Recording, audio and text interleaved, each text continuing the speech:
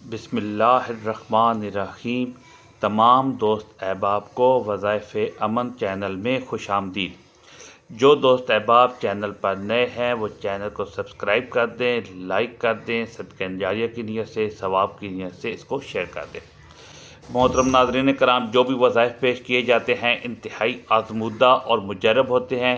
ان کو کرنے کی دو شرائط ہیں۔ پہلی شرط یہ ہے آپ نے ویڈیو کو مکمل دیکھنا ہے، اس کے طریقہ کار کو، اس کی ترتیب کو، اس کی تعداد کو دھیان میں رکھنا ہے، اور دوسری شرط یہ ہے کہ اللہ کے 99 ناموں میں سے کوئی ایک نام کمنٹ سیکشن میں لکھ دینا ہے یا اپنا نام لکھ دیں۔ اس کے دو فائدے ہیں۔ پہلا فائدہ یہ ہے کہ آپ کو وظیفے کی اجازت مل جاتی ہے، اور دوسرا فائدہ یہ ہے کہ کمنٹ سیکشن والوں کو دعا میں شامل کیا جاتا ہے۔ محترم ناظرین کرام، آج کا وظیفہ عصر کی نماز کے بعد یہ تسبیح پڑھنے کا ہے۔ یہ وہ تسبیح ہے جو حضور صلی اللہ تعالی علیہ وآلہ وسلم عصر کی نماز کے بعد پڑھتے تھے۔ اس تسبیح میں دنیا اور آخرت کے قیمتی خزانے چھپے ہیں، صرف نصیب والے ہی یہ تسبیح پڑھ سکیں گے۔ محترم ناظرین کرام، حضرت جابر رضی اللہ تعالیٰ عنہ سے روایت ہے، رسول اکرم صلی اللہ تعالی علیہ وآلہ وسلم نے ارشاد فرمایا، بندے اور اس کے کفر کے درمیان فرق صرف نماز کا چھوڑنا ہے۔ اللہ پاک فرماتے ہیں کہ تمام نمازوں خصوصاً بیچ والی نماز عصر کی نماز کی حفاظت کرو اور اللہ کے حضور ادب سے کھڑے رہو۔ رسول اللہ صلی اللہ تعالی علیہ وآلہ وسلم نے ارشاد فرمایا، وہ شخص دوزخ میں نہیں جائے گا جو سورج نکلنے سے پہلے یعنی فجر اور سورج ڈوبنے سے پہلے یعنی عصر نماز پڑھے گا۔ رسول اللہ صلی اللہ تعالی علیہ وآلہ وسلم کو یہ فرماتے ہوئے سنا، وہ شخص ہرگز آگ میں داخل نہیں ہوگا جو سورج نکلنے اور اس کے غروب ہونے سے پہلے نماز پڑھتا ہے یعنی فجر اور عصر کی نمازیں۔ اس پر ایک آدمی نے ان سے کہا، کیا آپ یہ روایت رسول اللہ صلی اللہ تعالی علیہ وآلہ وسلم سے سنی تھی؟ انہوں نے کہا ہاں۔ اس آدمی نے کہا کہ میں شہادت دیتا ہوں کہ میں نے بھی یہ روایت رسول اللہ صلی اللہ تعالی علیہ وآلہ وسلم سے سنی ہے۔ میرے دونوں کانوں نے اسے سنا اور میرے دل نے اسے یاد رکھا۔ رسول اللہ صلی اللہ تعالی علیہ وآلہ وسلم نے ارشاد فرمایا، تم میں سے کسی کے اہل اور مال میں کمی کر دی جائے تو یہ اس کے لیے بہتر ہے کہ اس کی نماز عصر فوت ہو جائے۔ فرمان مصطفیٰ صلی اللہ تعالی علیہ وآلہ وسلم جب مردہ قبر میں داخل ہوتا ہے تو اسے سورج ڈوبتا ہوا معلوم ہوتا ہے۔ وہ آنکھیں ملتا ہوا اٹھ بیٹھتا ہے اور کہتا ہے، ذرا ٹھہرو، مجھے نماز پڑھنے دو، یعنی اے فرشتوں، سوالات بعد میں کرنا، عصر کا وقت جا رہا ہے، مجھے نماز عصر پڑھ لینے دو۔ یہ وہ کہے گا جو دنیا میں نماز عصر کا پابند تھا۔ اللہ پاک نصیب کرے۔ مزید فرماتے ہیں، ممکن ہے کہ اس پر سوال و جواب ہی نہ ہوں، اور ہوں تو نہایت آسان، کیونکہ اس کی یہ گفتگو تمام سوالوں کا جواب ہو چکی۔ امام احمد ابو ہریرہ رضی اللہ تعالیٰ عنہ سے روایت ہے، حضور نبی کریم صلی اللہ تعالی علیہ وآلہ وسلم فرماتے ہیں، رات اور دن کے ملائکہ نماز فجر اور عصر میں جمع ہوتے ہیں۔ جب وہ جاتے ہیں تو اللہ پاک ان سے فرماتے ہیں، کہاں سے آئے؟ حالانکہ وہ جانتے ہیں، عرض کرتے ہیں، تیرے بندوں کے پاس سے۔ جب ہم ان کے پاس گئے تو وہ نماز پڑھ رہے تھے اور انہیں نماز پڑھتے چھوڑ کر تیرے پاس حاضر ہوئے۔ نبی کریم صلی اللہ تعالی علیہ وآلہ وسلم نے فرمایا، جس کی نماز عصر چھوٹ گئی گویا اس کا گھر اور مال سب لٹ گیا، یعنی عصر مبارک نماز کا فوت ہونا بربادی اعمال میں سے ہے۔ محترم ناظرین، اللہ تعالیٰ کا ذکر کرنے سے انسان کو جہاں روحانی فوائد ملتے ہیں وہاں ساتھ دنیاوی فوائد بھی ملتے ہیں۔ قرآن اور حدیث میں واضح طور پر ذکر کیے گئے ہیں، یعنی تسبیح اللہ کی اہم عبادت ہے جو انسان کو اللہ پاک کے قریب لے آتی ہے اور اس کے دل میں اطمینان اور سکون پیدا کرتی ہے۔ اللہ تعالیٰ قرآن پاک میں فرماتے ہیں، سن لو، اللہ تعالیٰ کے ذکر سے ہی دلوں کو سکون ملتا ہے۔ تو یہ تسبیح پڑھنا انسان کے دل کو سکون اور اطمینان دیتا ہے۔ جب انسان اللہ پاک کے ذکر میں مشغول ہوتا ہے تو وہ دنیاوی پریشانیوں سے دور ہو کر اللہ پاک کی طرف متوجہ ہوتا ہے۔ جس سے دل میں سکون آتا ہے۔ جو لوگ اللہ پاک کا ذکر کرتے ہیں یعنی تسبیح پڑھتے ہیں تو اللہ پاک ان کے گناہوں کو معاف کر دیتے ہیں۔ اللہ پاک فرماتے ہیں میرے بندے تو میرا ذکر کر، میں تیرا ذکر کروں گا۔ تسبیح پڑھنے سے اللہ تعالیٰ سے مانگی گئی دعائیں قبول ہوتی ہیں۔ حضرت ابو ہریرہ رضی اللہ تعالیٰ عنہ سے مروی ہے، جو شخص اللہ کا ذکر کرتا ہے یعنی تسبیح پڑھتا ہے تو اللہ اس کی دعائیں قبول کرتے ہیں، اسے مشکلات سے نجات دیتے ہیں۔ اللہ پاک کے ذکر سے انسان کی دعائیں قبول ہوتی ہیں اور وہ اپنے مشکلات سے نکلنے میں کامیاب ہوتا ہے۔ تسبیح پڑھنے سے انسان کی زندگی میں برکت آتی ہے۔ جو شخص صبح شام اللہ کا ذکر کرتا ہے اس کی روزی میں برکت ہوتی ہے۔ تو تسبیح انسان کی روزمرہ زندگی میں برکت، کامیابی اور سکون لے کر آتی ہے۔ یہ عمل دنیا اور آخرت میں بھی کامیابی کا سبب بنتا ہے۔ تسبیح پڑھنے سے اللہ پاک کی مدد اور حفاظت بھی ہوتی ہے۔ حضرت علی رضی اللہ تعالیٰ عنہ سے مروی ہے، جو شخص اللہ رب العزت کی تسبیح کرتا ہے اللہ پاک اس کی ہر پریشانی میں مدد کرتے ہیں۔ اللہ کا ذکر انسان کو شیاطینی شر سے محفوظ رکھتا ہے۔ اللہ پاک کی مدد کی ضمانت بھی فراہم ہوتی ہے۔ اگر آپ چاہتے ہیں کہ اللہ پاک آپ کو دونوں جہان میں عزت و کامرانی عطا فرمائے، کبھی کسی کے محتاج نہ ہوں، کبھی کسی کے سامنے ذلت اور رسوائی کا سامنا نہ کرنا پڑے، دشمنوں سے حاسد سے ہمیشہ محفوظ رہیں، تو آپ یہ تسبیح لازمی پڑھیں جسے نبی کریم صلی اللہ تعالیٰ علیہ وآلہ وسلم بھی پڑھتے تھے کہ جس کے پڑھنے سے دنیا اور آخرت کے خزانے چھپے مل جاتے ہیں۔ اس تسبیح سے انشاءاللہ دونوں جہان میں عزت و کامرانی آپ کا مقدر بن جائے گی، کامیابی آپ کے قدم چومے گی۔ انسان جب کبھی اپنی زندگی کو سمجھنے کی کوشش کرتا ہے تو اسے اس حوالے سے مختلف قسم کی آراء سننے کو ملتی ہیں۔ اللہ تعالیٰ نے قرآن مجید میں اس حوالے سے بہت ہی واضح اور خوبصورت باتیں ارشاد فرمائی ہیں۔ اللہ تعالیٰ سورۃ مومنون میں ارشاد فرماتے ہیں، کیا تم نے سوچ لیا کہ بے شک ہم نے پیدا کیا تمہیں بے مقصد، اور یہ کہ بے شک ہماری طرف تم نہیں لوٹائے جاؤ گے؟ بس بہت بلند ہے اللہ جو حقیقی بادشاہ ہے، نہیں ہے کوئی اس کے معبود مگر وہ حقیقی رب ہے، عزت والے عرش کا۔ اور جو پکارے اللہ پاک کے ساتھ کسی دوسرے معبود کو، نہیں کوئی اس کے پاس اس کی، تو بے شک اس کا حصہ اس کے رب کے پاس ہے۔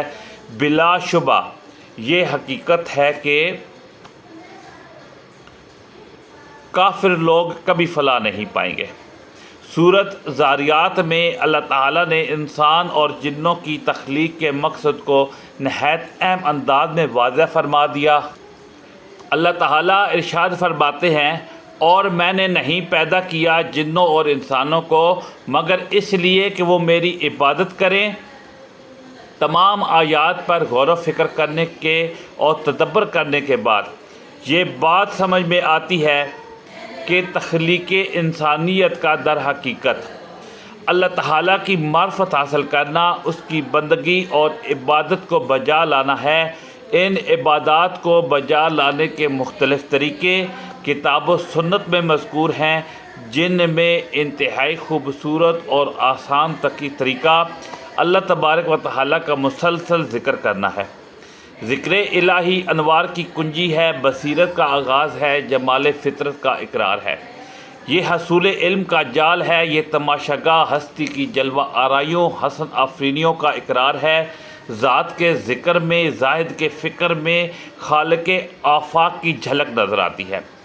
ذکر الہی دراصل خالق حقیقی سے رابطے کی ایک شکل ہے۔ محترم ناظرین، آج ہم گناہوں کے سمندر میں غرق ہیں، قدم قدم پر رب کریم کی نافرمانیاں کر رہے ہیں، ہماری صبح، ہماری شام، ہماری رات معصیتوں سے آلودہ ہے۔ شیطان کے چنگل میں پھنس کر ہم اپنے رحیم کریم پروردگار کی بغاوت کے مرتکب ہو رہے ہیں۔ دنیا کی محبت نے ہمیں آخرت سے غافل کر رکھا ہے۔ اس فانی، عارضی اور ختم ہو جانے والی زندگی کو ہم نے اپنا متی بنایا ہوا ہے۔ خوف خدا، فکر آخرت اور بارگاہ الہی میں حاضری کا احساس محدوم ہوتا جا رہا ہے۔ نتیجہ سامنے ہے، گناہوں پر شرمسار ہونا، اپنی لغزش کا اقرار کرنا اور اپنے جرم کا اعتراف کرنا۔ وہ مبارک اور بابرکت عمل ہے جس کا توڑ شیطان کے پاس نہیں۔ امام اوزاعی فرماتے ہیں ابلیس نے اپنے چیلوں سے کہا تم انسانوں کو کس طرح گمراہ کرتے ہو؟ وہ کہنے لگے ہم ہر طریقے سے انہیں گمراہ کرتے ہیں۔ ابلیس نے جواب میں کہا کیا استغفار کے بارے میں بھی تم انہیں گمراہ کرتے ہو؟ یہ سن کر ابلیس نے کہا استغفار تو وہ عمل ہے کہ جو رب تعالیٰ کے ساتھ جڑا ہوا ہے، اس پر ہمارا زور کیسے چل سکتا ہے؟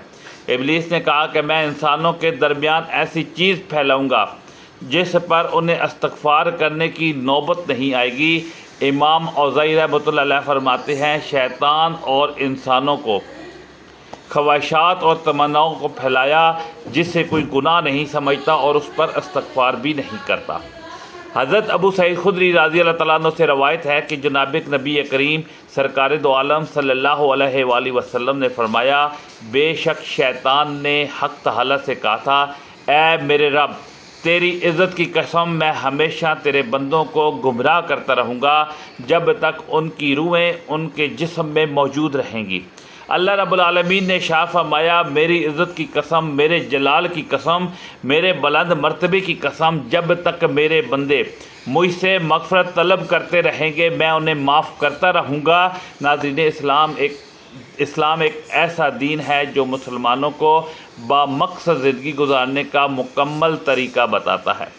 اللہ تعالیٰ نے انسان کو اشرف المخلوقات بنایا، یعنی سوچنے سمجھنے کی صلاحیت دی، صحیح اور غلط کی سمجھ دی۔ اب یہ انسانی عقل پر بات ہے کہ وہ اچھا کرتا ہے یا برا، لیکن انسان خطا کا پتلا ہے اور اللہ ہمیشہ بندوں کے ساتھ رحم کا معاملہ کرتا ہے۔ کسی مومن کے لیے دعا سے بہتر اور کوئی چیز نہیں۔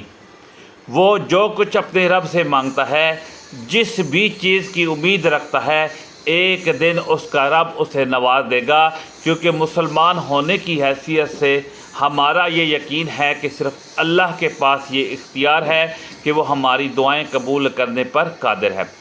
استغفار کرنے سے رزق میں اضافہ ہوتا ہے۔ قرآن مجید میں اللہ پاک کا یہ وعدہ ہے کہ اللہ سے معافی مانگتے رہنے سے وہ رزق میں خیر و برکت کرتا ہے۔ مومن کے رزق میں فراوانی اور اضافہ ایک مخصوص مدت کے لیے ہوتا ہے۔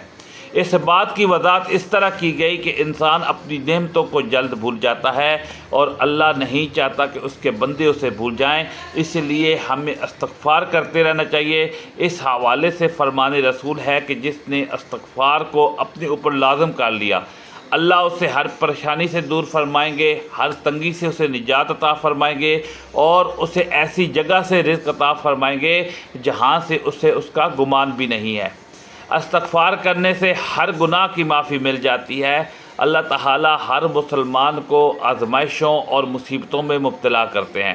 اصل میں یہ مومن بندے کا امتحان ہے۔ اللہ اس طرح بندے کو اپنے آپ پر اور اسلام پر اور اس کے ایمان کی مضبوطی کو دیکھتے ہیں۔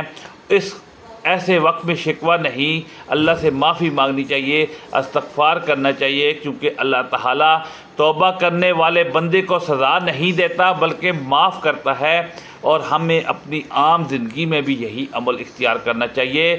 اللہ تعالیٰ توفیق دے۔ توبہ استغفار کی فضیلت بندے کے لیے اللہ کی رحمت اور فضل کے دروازے کھول دیتا ہے۔ بے شک اللہ بہت رحیم اور رحم کرنے والا ہے، اور جب ہم اس سے گڑ گڑا کر معافی مانگتے ہیں تو وہ ہمیں ہدایت دیتا ہے، اپنی رحمتوں سے نوازتے ہیں اور ہمارا دل اپنی طرف موڑ لیتے ہیں۔ اس وقت ہماری زندگی غیر محفوظ کا شکار ہے۔ اس میں کوئی شک نہیں کہ استغفار کا ورد دنیاوی زندگی میں صبر عطا کرنے کا بہترین ذریعہ ہے۔ تو ناظرین، وقت کی نزاکت کو مد نظر رکھتے ہوئے چلتے ہیں وظیفے کی جانب، اور آپ کو بتاتے ہیں وہ تسبیح جو نماز عصر کے بعد پڑھنی ہے، جس سے حضور نبی کریم صلی اللہ تعالیٰ علیہ وآلہ وسلم بھی نماز عصر کے بعد پڑھا کرتے تھے، جس میں دنیا اور آخرت کے قیمتی خزانے چھپے ہیں، بہت سے راز پوشیدہ ہیں، اور نصیب والے ہی یہ تسبیح پڑھتے ہیں۔ آپ نے اپنے کسی مقصد کے لیے، مشکل یا پریشانی سے نکلنے کے لیے، خاص طور پر اللہ پاک کی فوری مدد حاصل کرنے کے لیے، راستے سے ہر رکاوٹ فوراً دور کرنے کے لیے، ہر ناممکن کام کو ممکن کرنے کے لیے، غرض اس تسبیح کو ہر کسی حاجت کے لیے آپ پڑھ سکتے ہیں۔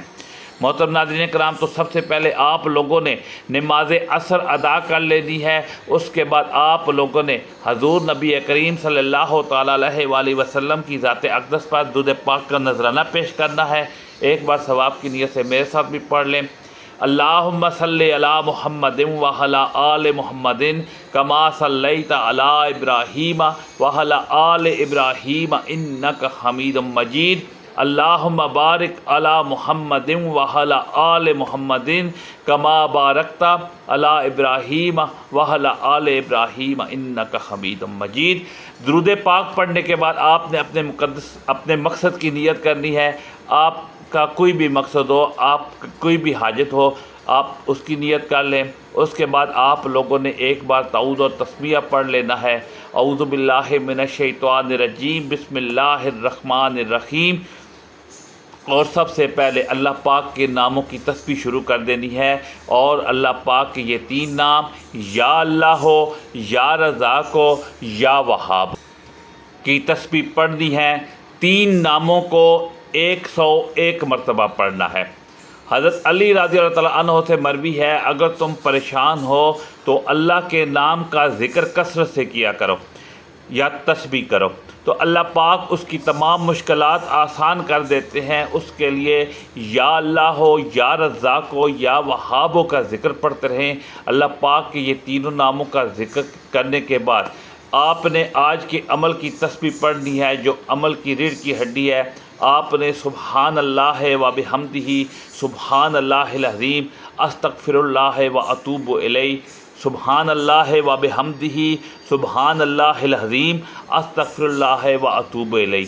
یہ وہ کلمات ہیں جو نبی کریم صلی اللہ تعالیٰ علیہ وآلہ وسلم عصر کے بعد کثرت سے پڑھا کرتے تھے۔ ان کلمات میں اللہ کی پاکیزگی کا اظہار، اس کے شکر کی علامت، بخشش کی درخواست ہے۔ اس کی مکمل ایک تسبیح پڑھنی ہے، یعنی پورے 100 دفعہ آپ نے ان کلمات کی تسبیح پڑھنی ہے۔ اس کے بعد آپ نے قرآن پاک کی ایک بہت ہی مختصر اور جامع سورۃ کوثر پڑھنی ہے 3 مرتبہ۔